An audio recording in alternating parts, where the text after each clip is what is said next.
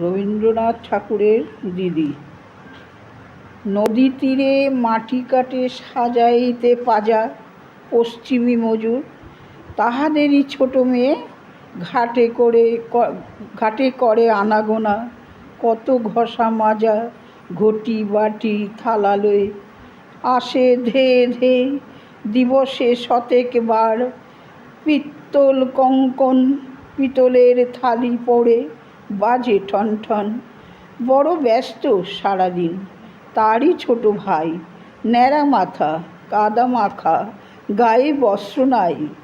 পোষা প্রাণীটির মতো পিছে পিছে এসে বসি থাকে উচ্চ পাড়ে দিদির আদেশে, স্থির ধৈর্য ভরে। ভরা ঘট লয়ে মাথে, বাম কক্ষে থালি, যায় বালা ডান হাতে, ধরি শিশুকর।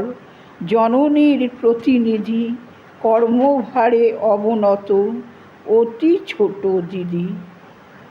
কেমন লাগলো কেমন করে জানাবে। অনেক দিন পর, বেশ কয়েকদিন পর আজ ভিডিওটা করলাম।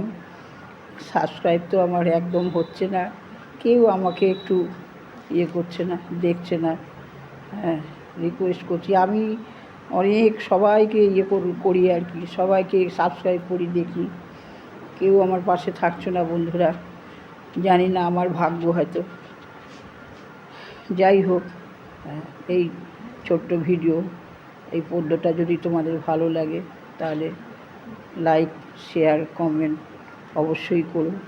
নতুন বন্ধু যদি অবশ্যই সাবস্ক্রাইব করো। হ্যাঁ।